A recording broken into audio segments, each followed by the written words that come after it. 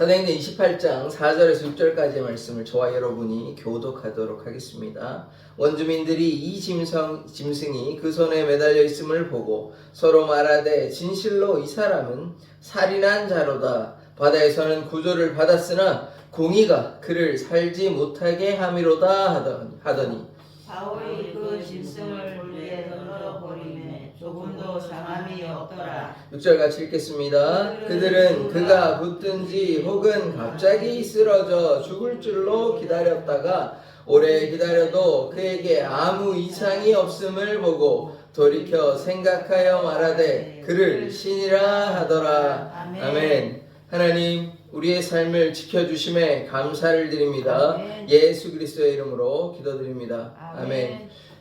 사도행전 28장이 사도행전의 이제 마지막 장입니다. 비로소 로마에 이제 가까이에 왔어요. 지금 멜리데 섬이라는 곳에 도착을 했습니다. 멜리데 섬이 뭐냐면 지금의 몰타라는 것이 있는데요. 이탈리아 이렇게 신발처럼 생긴 그 반도 아래가 시칠리아 섬이고 그 밑에가 몰타 섬인데 거기 가깝습니다. 그래서 거의 다 왔어요. 이제 비로소 로마 그 가이사랴에서 2년 동안 가택연금을 했는데 이제 결국에 이제 아그스토데 그 백부장이 이제 호송을 해가지고 이렇게 뭐 어려움이 있었습니다. 광풍을 만났지만 그러나 하나님께서 지켜주셔가지고 바울의 사명이 있기 때문에 로마에 가서 또 복음을 전하거든요. 그래서 그것을 위해서 살려주시고 276명도 한 명의 낙오자도 없이 다 살려주셔가지고 지금 안전하게 도착을 했습니다. 어제 멜리데 주민들이 환영을 하였거든요. 환영하고 이제 불도 피워주고 이렇게 했는데 어떤 사건이 있었냐면 어제 이제 뱀이 독사입니다. 그냥 일반 뱀이면 뭐 상관이 없을 수 있는데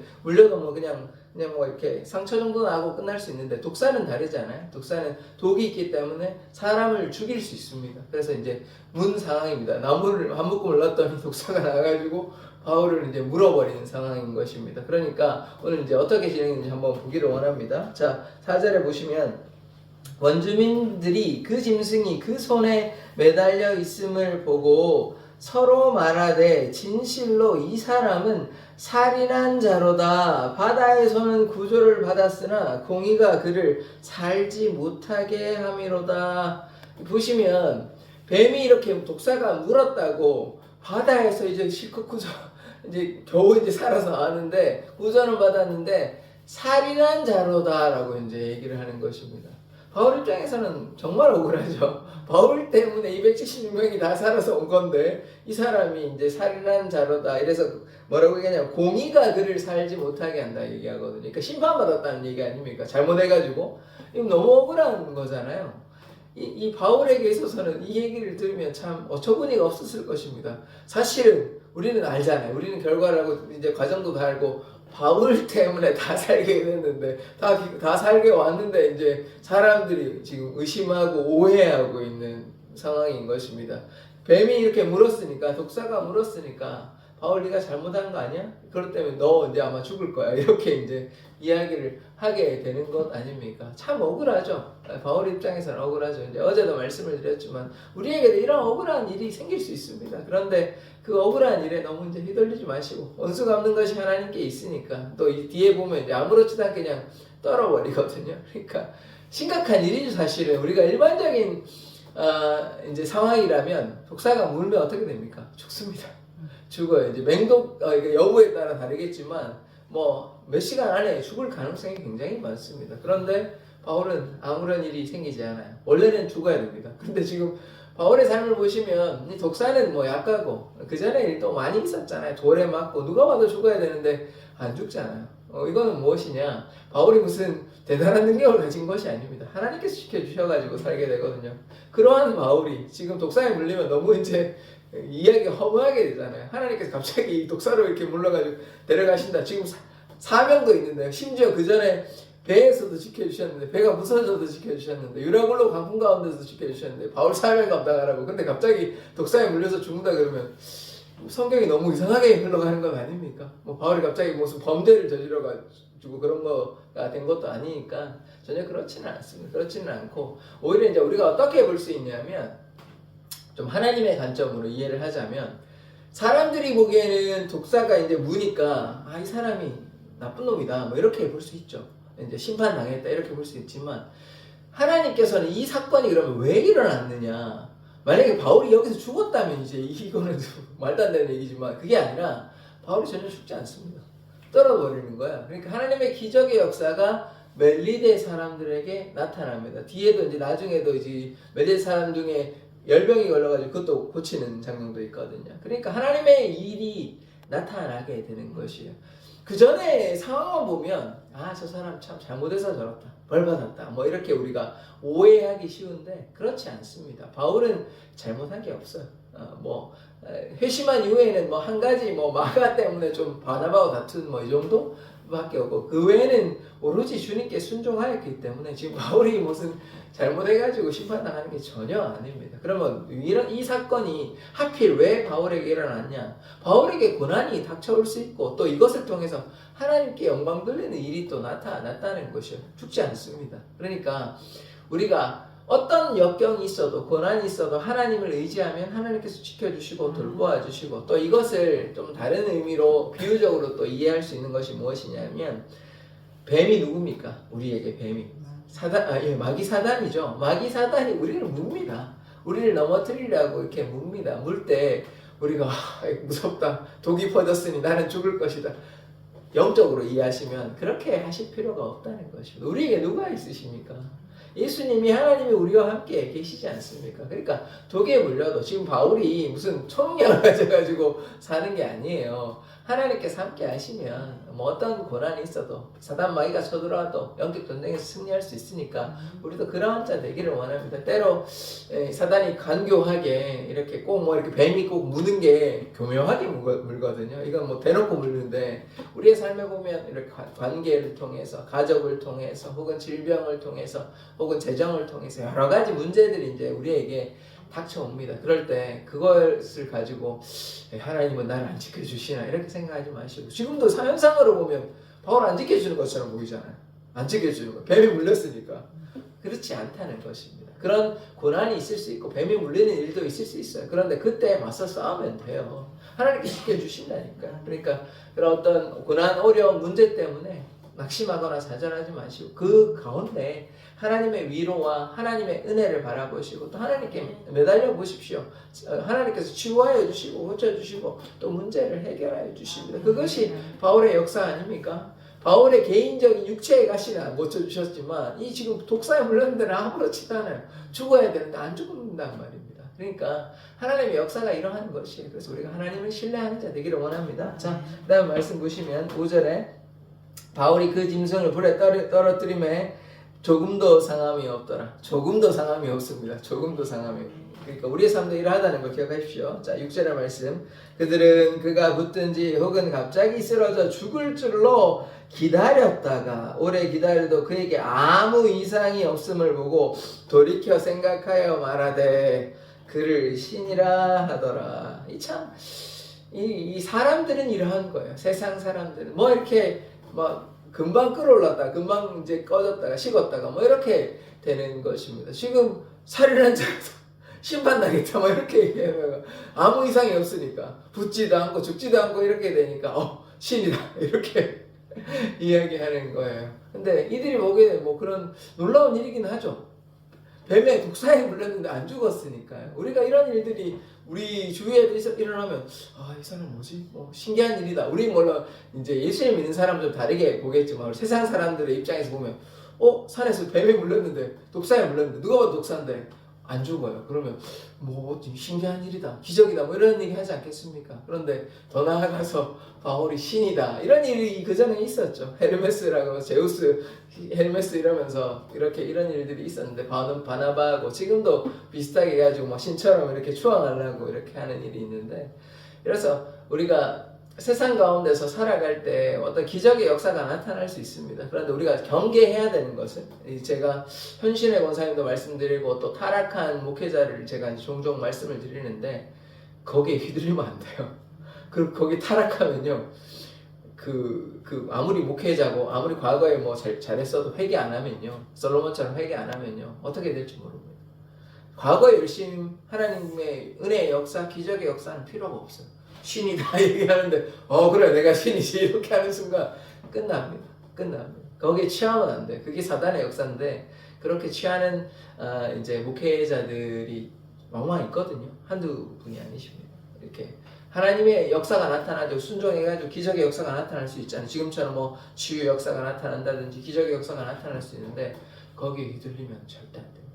이게 사단의 역사라는 거예요. 하나님께서 우리에게 뭐 은혜나 기적의 역사가 나타난 것은 그 사람을 주목하라, 그 사람이 대단하다 아니에요. 그 사람은 아무것도 아닙니다. 바울이 대단한 게 아니라니까요. 베드로가 대단한 것도 아니고 뭐 엘리야가 대단한 것도 아니고 어떤 인물을 통하여 하나님이 나타나신 거고 그 인물은 도구로 봐야 합니다. 우리를 통해 만약에 어떤 기적의 역사가 나타난다고 하면 그것은 하나님의 역사인 것이지 우리가 뭐 이렇게 내가 이런 사람이야 나에게 어떤 뭐 영적인 능력이 있어 이런 건 절대 안 됩니다. 절대로 안 돼요. 절대로 안 돼요. 그것은 우리를 교만하게 하는 사단의 시험이라고 이렇게 보셔야 됩니다. 우리가 교만해서는 안 돼요. 우리가 이제 기도를 하다 보면 기도가 깊어지고 이러다 보면 또 이렇게 놀라운 일들이 이제 생길 수도 있거든요. 그렇게 되면 그걸 가지고 이제 하나님을 찬양해야 되는데 내가 기도 많이 해서 그래 뭐 이러는 순간 끝나는 거예요. 그 사람은 그러면 안 돼. 그게 타락의 시작이거든요. 이게 제가 또 길게는 얘기하지 않겠어요. 길게 하면 또 뭐 기상설 이렇게 다 하다가 끝나는 거래 가지고요. 한국교회도 좀 그런 부분들이 있습니다. 그래서 우리가 조심해야 돼. 조심해야 돼. 왜냐하면 하나님의 축복이잖아요. 아멘. 그들이 잘하는 거 뭐 잘하는 게 없다는 뜻은 아닙니다. 헌신하는 게 있죠. 열심을 가지고 헌신했지만 그게 다 하나님의 축복 아닙니까? 하나님께서 우리의 생명을 지켜주셔서 우리가 감사해서 하나님께 이렇게 영광 돌려드린 것이지 뭐 나를 통해 이것이 나타났다. 내가 이렇게 헌신해서 한국교회 이 축복은 우리가 헌신해서 그러니까 시선이 달라져야 되는 것입니다. 하나님의 시선으로 하나님께서 나에게 은혜 주셔서 축복 주셔서 우리가 지금껏 이렇게 살아왔다. 이렇게 축복을 누린다. 이 고백하고 아니지. 우리가 이렇게 열심히 했잖아. 우리가 헌금도 많이 내고 우리가 기도도 열심히 하고 그게 그렇다 치더라도 그러한 고백은요 어떤 중심 신앙이냐면 나 중심 신앙이에요. 내가 열심히 했잖아. 내가 했기 때문에 하나님의 역사가 나타난 거야. 해석이 달라지는 거예요. 하나님이 나를 통해서 하나님께서 역사가 나타나서 이렇게 고백하는 거하고 내가 열심히 했지. 하나님 은혜도 있지만 내가 열심히 했지. 전혀 다른 거예요. 우리가 그렇지 않은 자 되기를 원합니다. 모든 것은 하나님의 은혜입니다. 하나님의 은혜인 것이요. 나의 다 된 것은 하나님의 은혜라는 사실을 우리가 기억해야 되는 것입니다. 그렇지 아니하면 우리가 뭘 이제 어떤 문제에 이제 마주하게 되냐? 교만이 생깁니다. 교만이 패망의 선봉이에요. 교만하지 않아야 돼요. 하나님의 역사는 겸손한 자를 통해서 나타납니다. 이 다윗과 솔로몬의 차이는 무엇이냐? 겸손과 교만이 차이거든요. 다윗은 교만할 때도 있었지만 나단 선지자가 얘기할 때 비유로 딱 얘기하니까 바로 회개합니다. 바로 회개. 솔로몬은 그렇지 않았습니다. 이 차이인 거. 아무리 지혜로운 솔로몬도 회개하지 않고 교만하면 하나님께 참 이런 뭐 결과가 어떻게 되는지 제가 뭐 단정할 수는 없지만 하여튼 그런 일들이 나타나게 된다는 거예요. 그래서 우리 절대로 교만해서는 안 되는 것입니다. 바울이 이런 놀라운 역사가 뭐 유두고도 죽었던 사도 살아나고 질병도 치료함 받고 시신도 떠나가고 뭐 지금도 독사에 물렸는데도 아무렇지도 않고 놀라운 일들이 계속 나타나거든요. 그래서 이게 왜 그러냐? 겸손한 자라서 그래. 주만 드러내는 거예요. 나는 죽었다. 그래. 나는 죽었다. 그리스도만 내 안에 있다. 이렇게 얘기하는 것입니다. 그러면 우리도 이런 삶 되기를 원합니다. 그러면요, 우리 절대로 교만하지 않을 수 있습니다. 하나님 앞에 겸손한 자로서. 그러면 어떻게 하나님의 영광만 나타나요? 우리가 그런 교회 되어야 돼요. 어떤 한 개인이 주목받아서는 안 되는 것입니다. 아무리 대단한 일이 나타난다 할지라도 우리가 가시적으로 이렇게 드러나는 게 있잖아요. 이를테면 교회가 뭐 이렇게 엄청 커지고 성도가 많아지고 뭐 이런 여러 가지 뭐 치유의 역사도 나타나고 그렇지만 그럼에도 불구하고 우리가 경계해야 될 것은 무엇이냐면 그 사람을 주목해서는 안 됩니다. 그 사람은 그냥 도구예요, 도구. 그 사람이 한 100년에 한 번 나올까 말까 한 위대한 뭐 그런 거 없어요. 그렇게 생각하시면 안 돼요. 사람이 뭐가 그렇게 대단한 것입니까? 뭐 위인전 쓸 겁니까? 그렇게 생각하면 안 돼요. 하나님, 세상 사람들은 그렇게 이해해도 뭐 믿음이 없으니까 우리가 그렇게 한다 이해할 수 있지만 하나님의 사람이 그렇게 얘기한다? 뭐 이를테면 뭐 신학자 칼빈이 어떻다? 어떤 목회자가 어떻다? 아니에요. 우리 그렇게 생각하면 안 돼요. 안 돼요. 제가 그분들의 뭐 업적을 폄하하려고 이렇게 얘기하는 것이 아니라 성경이 우리에게 이야기하고 있는 게 무엇입니까? 우리가 뭐 내가 잘해서 사람들이 그 사람을 띄워주는 게 맞습니까?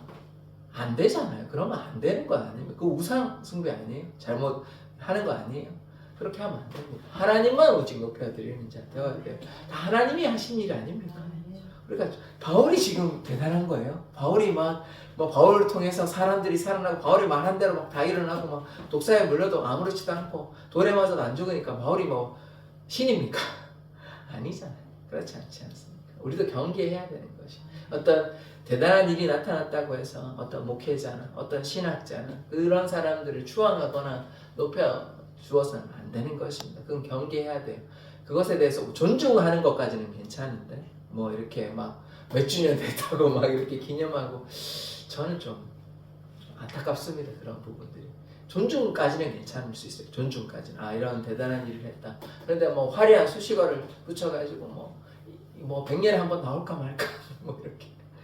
물론 인간적으로 대단할 수 있으면 제가 그걸 부정하지는 않아요. 근데 하나님 눈에는 그게 그렇게 대단한 걸까요? 아닐 수 있겠죠. 천지 만물을 지으신 하나님께서 보시기에는 그렇게 뭐 대단하다 하는 게 정말 대단한 걸까요?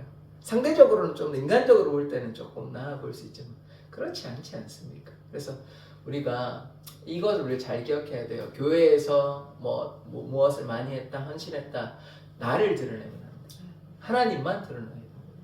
제가 뭐 이렇게 했고 뭐 제가 그러면 저는 교만한 인간이에요. 저는 하나님이 은혜 주셔서 기도하고 은혜 주셔서 말씀 전하고 은혜 주셔서 말씀 읽고 은혜 주셔서 사역하는 것이지 제가 뭐 대단한 겁니까? 저는 아무것도 아니거든요. 그런 고백이 안 나오면요 그런 목회자는 잘못될 수 있습니다. 타락할 수 있어요. 경계해야 되는 것이. 성도도 마찬가지입니다. 뭐 내가 장로인데 내가 집사인데 내가 권사인데 이거를 드러내면 안 돼요. 겸손하게 하나님만. 그래서 하나님을 오래 믿을수록 어떻게 돼요? 겸손한 자. 높아지려고 하는 것이 아니라 낮아지려고. 예수님께서 낮아지시지 않습니까? 자기를 비우고 내려놓을 때 오히려 하나님의 영광이 나타나고 축복이 나타나고 은혜가 나타나는 그게 하나님의 역사고 그것을 또 하늘의 상급으로 다 갚아주시는 건데 이 땅에서 막 그때 제가 현신의 권사님처럼 뭐 이렇게 자기 막 돈 탐해가지고 하나님께서 은혜 다 베풀어 주셨는데 돈을 탐하는 욕심을 부려가지고 이거 내 거다고 이렇게 회개하셔서 감사한 일이지만 그런 마음이 생길 수 있습니다. 하나님의 기적의 역사가 나타나서 치유함을 얻고 막 이런 일들이 많이 나타나도 탐심이 우상숭배 아닙니까? 돈에 대한 욕심을 부려가지고 며느리하고 공장 때문에 이렇게 서로 싸우는 일들이 있었거든요. 법적으로. 그거 아니잖아요. 하나님께서 다 주신 거 아닙니까? 근데 왜 탐심? 그러니까 나중에는 회개하셨어요. 회개하고 다 이제 환원하셨는데 우리도 그럼 하면 안 돼요. 하나님께서 다 주신 거기 때문에 감사함으로 나아가요. 나의 삶은 주님의 것이라는 것을 기억해야 됩니다. 우리의 먹고 마시고 우리의 가진 돈도 다 하나님의 것이라는 고백이 믿음의 고백이지 안 돼요. 이거 다 제가 한 건데요. 제가 열심히 고생해서 한 건데 왜 하나님 제 거 달라 하십니까? 이러면 이게 믿음의 고백은 아닌 것이죠. 그러면 그 삶의 주인은 누가 되는 것입니까? 나 아닙니까? 내 것이라고 나의 삶이 내 것이라고 고백하는 순간 이 삶은 신앙인의 고백은 아닌 것입니다. 내 삶의 주인은 내가 되는 그러니까 내 삶의 주인이 하나님이 아니시라. 그래서 결국 다르게 얘기하면 이게 뭡니까? 어떤 의미에서 있어요. 그게 교만한 거예요. 하나님께서 내 삶의 주인이라는 고백을 해야 되는데 내 삶의 주인은 나다. 그리고 이 모든 것은 나의 것이다라고 얘기하면 하나님 어디 계십니까? 그렇게 신앙생활하면 안 되잖아요. 주님의 것이잖아요. 모두가 주님의 것이니까 우리의 삶을 좀 주님께 내어드리기를 원합니다. 주님께 내어드리면 주님께서 또 갚아주십니다. 주님께서 제가 옹졸하지 않고 쪼잔하지 않다고 제가 말씀드렸잖아요. 하나님께서 그걸 보시려고 하시는 거예요. 그러니까 우리가 주님께 우리의 삶을 한번 내어드리는 자 되기를 원합니다. 그러면 하나님의 축복이 또 나타납니다. 하나님께 감사하면 하나님께서 그 감사함을 모른 채 하시는 분이 아니세요. 그래서 여호와께서 내 편 되시고 하나님께서 우리의 편 되심으로 우리가 하나님께서 우리의 삶의 주인 되신다는 것을 꼭 기억하는 자 되기를 원합니다. 그것이 바울의 삶인 거예요. 바울이 사람들이 막 이렇게 몰려와도 아니라고 나는 그렇지 않다고 하나님의 능력으로 나타난 거라고 그렇게 하면 안 된다고 그렇게 우리가 고백하는 자 되기를 원합니다. 그러니까 우리의 삶의 어떤 축복과 기적의 역사 그리고 나의 삶을 지금까지 이끌어 주신 분이 누구십니까? 하나님이시죠. 하나님 인자함으로 우리의 삶을 이끌어 주시지 않았습니까? 영원한 사랑으로 우리를 사랑하여 주셨어요. 하나님이 없으면 우리의 삶은 아무 의미가 없는, 쓸모가 없는 인생이라는 사실을 우리가 기억해야 돼요. 그 차이가 어디에서 오냐? 믿음의 차이에서 오는 거예요. 하나님을 진실로 이렇게 바라보는 사람과 그렇지 않은 사람, 거기에서 신앙의 차이가 오는 것입니다. 그래서 우리가 주님을 우리의 삶의 주인으로, 하나님을 우리의 삶의 주님으로 고백하는 자 되기를 원합니다. 그렇게 하실 수 있죠. 그렇게 하실 수 있죠. 그 삶이 가장 바람직한 삶. 제가 여러 번 말씀드렸잖아요. 하나님께서 나를 사랑하시고 내가 하나님을 사랑하는 것이 가장 큰 축복이라.